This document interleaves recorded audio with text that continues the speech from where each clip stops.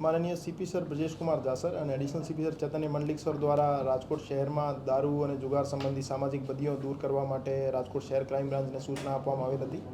આ સૂચનાના અનુપાલનના ભાગરૂપે એસીપી શ્રી ભરત બસિયા સાહેબના માર્ગદર્શન હેઠળ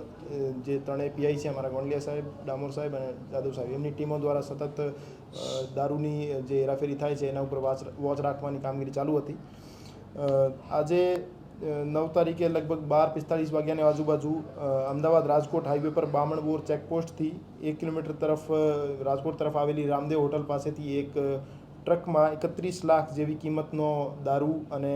આરોપીઓને રાજકોટ શહેર ક્રાઇમ બ્રાન્ચ પોલીસ સ્ટેશન દ્વારા ઝડપી પાડવામાં આવેલ છે। સત્યપાલ સન ઓફ ઠાકરારામ ગોદારા બિશ્નોઈ રહેવાસી બાલોતરા